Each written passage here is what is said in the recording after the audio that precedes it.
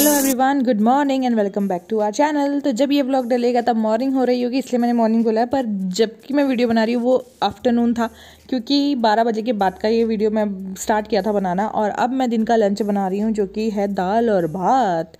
दिन में हम लोग दाल भात ना खाए ऐसा हो नहीं सकता है, बहुत कम दिन होते हैं, मतलब कि कभी रोटी बन जाए, पर भात मीन्स चावल तो बनने ज़रूरी ही होते हैं।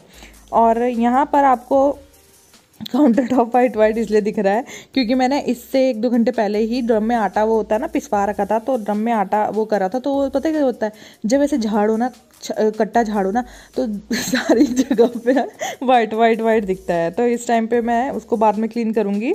तो पहले मैं दाल चावल बना लेती हूँ, क्योंकि मनीष टाइम से आ जाते हैं तो टाइम से ही बना रहे। मतलब मैं तो सोच रही थी 1-1.5 घंटा पहले ही बना के रख दूँ, क्योंकि फिर जब आते हैं तो फिर उस टाइम तक चावल भी थोड़े ठीक ही रहते हैं। कभी वो जल्दी भी आ जाते हैं, कभी थोड़ा लेट भी हो जाते हैं काम की वजह से। तो यहाँ पर ये लहसुन लेके आए थे, वो बहुत मोटी मोटी लहसुन थी। मतलब ना, ऐसी लहसुन मुझे मस्त लगती है जो 2-3 छिलो और हो जाता है, वरना वो छोटी छोटी कलियाँ रहती है ना लहसुन की, वो मुझे इतनी बेकार लगती है ना। छोटी, मुझे सारी चीज़ें बेकार लगती है, चाहे वो छोटे छोटे प्याज हो, छोटे छोटे आलू हो, छोटी छोटी लहसुन हो, जिसमें ज़्यादा टाइम लगे मुझे बड़ी गंदी लगती है। कोई ना, और दीदी है ना, जो दीदी को छोटी चीज़ अच्छी लगती है, जैसे छोटे छोटे प्याज, छोटे छोटे आलू, ऐसे ज़्यादा पसंद है। मतलब ज़्यादा छोटे भी नहीं, पर ठीक ठाक।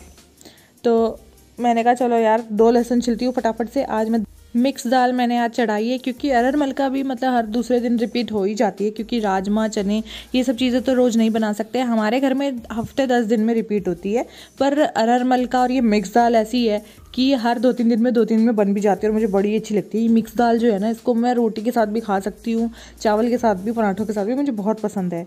और ये जो चॉपर है, ये मेरा सबसे पहला चॉपर है, जो कि अब बुरी हालत में हो गया। पता है इनकी क्या होती है, ये जो प्लास्टिक की होती है ना, ये बाउल सा जो होता है, वो गिर जाए ना अगर एक आधी बार, या जोर से कुछ लग जाए, तो खट से टूट जाता है। तो यहाँ पर मैंने लोहे की कढ़ाई में सरसों का तेल डाल लिया है, जो कि मैं दाल जब छौंकनी होती है मैं लोहे की ही कढ़ाई में छौंकती हूँ, और इसलिए मैं ये वाली कढ़ाई लेके आई हूँ। एक मेरी दाल वाली कढ़ाई है, एक मेरी पूरी वाली कढ़ाई है। जो पूरी वाली कढ़ाई है ना, वो अभी आपने देखी होगी, जिसमें से मैं तेल इसमें डाल रही थी। तो जैसे पूरी का थोड़ा बहुत बच जाता है, तो मैं उसको दाल वाल छौंकने में यूज़ कर लेती हूँ। तो कोशिश तो मैं यही करती हूँ कि कम ही पूरी के टाइम, जब पूरी बनती है, कम ही डालूँ, क्योंकि फिर पका हुआ तेल बार बार खाना अच्छी बात नहीं है। तो यहाँ पर मैंने प्याज, लहसुन वगैरह सब एक साथ ही चॉप कर दिया था, और हरी मिर्च भी, और तब हींग ज़रूरी है। हींग तो भैया हर दाल में अच्छी होती है, मतलब वो होता है ना, डाइजेस्ट करना थोड़ा इजी हो जाता है, तो इसलिए हींग अच्छा अब डाल रही हूँ। मेरा भी दिमाग कहीं का कहीं जा रहा है। तो जिस टाइम पे मैं दाल छौंकूंगी, उस टाइम पे चावल मैंने धो धा के चढ़ा रखे हैं, ताकि जब तक मेरी दाल तड़क जाए तब तक चावल भी बन जाए। तो ऐसे ही होता है ना, फिर काम निपट जाता है। अब ये थोड़ी ना है कि पहले 1 घंटा मैं दाल में निकालूंगी, फिर 1 घंटा मैं चावल में निकालूंगी, साथ साथ दोनों काम हो गए, उसके बाद मैं कोई और काम करूंगी। तो यहाँ पर पहले प्याज को मैंने अच्छे से ब्राउन कर लिया है, ताकि अच्छा टेस्ट आए। और मैं टमाटर इस टाइम पे नहीं डालूंगी, क्योंकि मैं टमाटर उबलते टाइम ही दाल में काट के डाल देती हूँ, ताकि मुझे टमाटर को गलाने की आफत ना आए। तो इसलिए यहाँ पर सिर्फ मैं तेल में जीरा, ज़खिया और ये प्याज और लहसुन वगैरह डाल के वो करती हूँ। तो यहाँ पर मैंने दाल भी डाल दी है, मसाले अच्छे से जब भुन गए थे उसके बाद। तो यहाँ पर देखो दाल कितनी अच्छी लग रही है हमारी, वाह। तो हमारा दाल भात रेडी है। अब हम चलते हैं कमरे में अपने और काम करने के लिए। Come back. पहले मुझे लगा कि धुंधला धुंधला आ रहा होगा, इसलिए मैंने फिर से साफ करके फिर से बोला। तो दिन के बज रहे हैं 12:05 हो रहे हैं, दिन ही हो गया है। 12 बजे के बाद तो दिन ही हो जाता है भाई। तो दाल चावल मैंने छौंक दिए, क्योंकि अब इनका ऑफिस पास में है, तो ये दिन में खाना खाने आ जाते हैं घर में लंच टाइम पे। तो ये 1-1.5 घंटे में आने वाले होंगे। तो मैंने क्या करा, फटाफट से दाल भात छौंक दिया। उसके बाद मैं वीडियो को एडिट करने बैठूंगी, फिर उसको अपलोड करूंगी। मैंने कहा चलो बना करके तसल्ली से फिर जाके बैठती हूँ, क्योंकि ऐसा होता है ना, बीच बीच में फिर दिमाग चलता रहता है, अभी और भी चावल चढ़ाने, अभी और भी दाल बनानी है। और वैसे भी दाल भात बनाना कोई इतना बड़ा काम भी नहीं है, एक तरफ दाल चढ़ाए, एक तरफ चावल चढ़ाए, हो गया। बस मतलब ज़्यादा से ज़्यादा आधा घंटा लगता होगा, या 20 मिनट, कोई इससे भी कम में बना लेता होगा भाई। वो तो फिर मल्टी टैलेंटेड वुमन होती होगी, जो सारे काम एक साथ करती होगी। मेरे से 2 या 3 काम ही एक साथ होते हैं, ज़्यादा नहीं होते हैं। तो इसलिए मैंने कहा चलो, जब तक मैं घर भी साफ़ कर रही हूँ ब्रेकफास्ट का, जैसे नाश्ता वाश्ता के बर्तन जो भी थे, वो करते करते अपना दाल चढ़ा देती हूँ। जब तक उबल जाएगी, फिर मेरे और काम भी हो जाएंगे। तो बस फिर दिन में वैसे सही है, बनाना चाहिए। ये जब नहीं आते ना खाना खाने तो मेरे को भी वो हो जाता है यार, छोड़ना क्या बनाना है। फिर मैं भी नहीं खाती हूँ। सारांश को तो मैं कुछ ना कुछ करके दे ही देती हूँ, जैसे रोटी बना के दे दी या कुछ जो भी वो बोलता है, चीला बना के दे दिया, जो भी वो बोलता है वो बना के दे देती हूँ। पर मैं खुद के लिए थोड़ा वो कर जाती हूँ आलकस की, छोड़ यार कौन बनाए कौन खाए, रहने दे, रात को ही खा लेंगे जब वो आएंगे। और जब ये आते हैं तो दाल भात प्रॉपर बनता ही है, फिर तो हम भी खाते ही हैं, थोड़ा थोड़ा खाए चाहे, पर खाते ज़रूर हैं। तो रात का थोड़ा स्किप हो कर देते हैं फिर। तो अब पूरा घर फाइनली, अब जाके पूरा घर साफ़ हुआ है। अब देखो,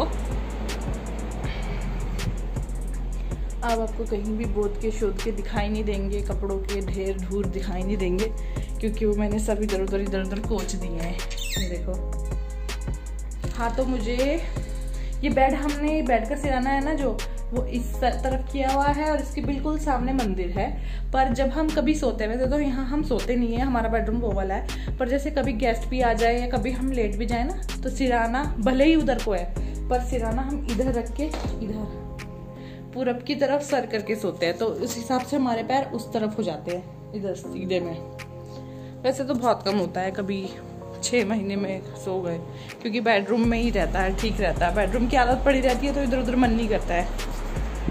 हाँ, अब जब तक ये आता है मैं वीडियो एडिट करके डाल देती हूँ, आप सब तक पहुँचा देती हूँ, फिर जाके आपको मिलती हूँ थोड़ी देर में। तब तक के लिए बाय बाय। तो गाइस देखिए, मैंने ये 3 चादरें मंगाई थी अच्छे डिस्काउंट पे, मुझे अमेजोन से, नहीं फ्लिपकार्ट, सॉरी अमेजोन नहीं, फ्लिपकार्ट से मंगवाई हैं। तो अब हम इनको अनबॉक्स करने जा रहे हैं। दीदी खोलिए। तो ये 3 चादरें हैं जो मैंने फ्लिपकार्ट से मंगवाई हैं, और ये बहुत ही अच्छे प्राइस में मुझे रिसीव हुई है। मतलब मैं सोच रही थी कि इतने सस्ते में मुझे अच्छी चादरें तो मिल ही नहीं सकती हैं, तो अगर कोई वो हुआ कम ज़्यादा हो गई तो मैं तो वापस करवा दूँगी। इस वाली चादर में मुझे ज़्यादा डाउट था, क्योंकि ये वाली चादर 260 या 270 ऐसे कुछ में मुझे मिली है। मतलब तीनों ही चादरें मुझे, एक 290 पे मिली है, एक 270 या ऐसे ही 75 पे मिली है, और एक 250 के लगभग कुछ मिली है। मतलब टोटल मेरा 820 रुपये बना था, तो फ्री डिलीवरी थी। तो यहाँ पर मैंने ये 3 चादरें मंगाई हैं। मुझे वाइट बेस पे, जो वाइट बेस होता है ना जिन चादरों का, वो मुझे बहुत पसंद आता है, पता नहीं क्यों। भले ही वो बच्चों के साथ नहीं चलती हैं, बच्चे गंदी कर देते हैं, पर फिर भी मतलब एक बेडरूम में वाइट बेस वाली चादर होनी चाहिए, एक बेडरूम में थोड़ी कलरफुल सी होनी चाहिए। तो इसलिए मैंने एक डार्क ब्लू मंगवाई, जो बच्चे जिस कमरे में ज़्यादा रहते हैं उसमें बिछा सकूँ, और ये लाइट चादरें मैं अपने लिए मंगवाई हैं। पता है दिवाली भी आने वाली है यार, दिवाली पे बिछाने के लिए फिर कुछ अच्छा सा होता नहीं है, क्योंकि भाई बेडशीट्स तो यूज़ होती ही रहती है ना। अब मेरी आदत है हर तीसरे दिन में बेडशीट धो देती हूँ और दूसरी बिछाती हूँ, तो धोऊंगी भी तभी जब दूसरी होंगी, जब बेडशीट होंगी ही नहीं तो मैं बिछाऊंगी क्या।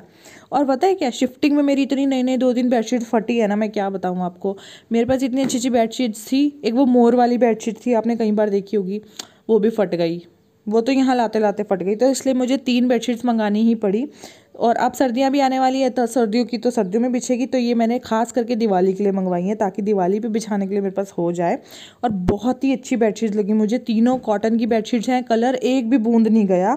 तो आपको आज का व्लॉग और मेरी बेडशीट कैसी लगी, लाइक और कमेंट करके ज़रूर बताइएगा। मैं चलती हूँ, bye bye and take care.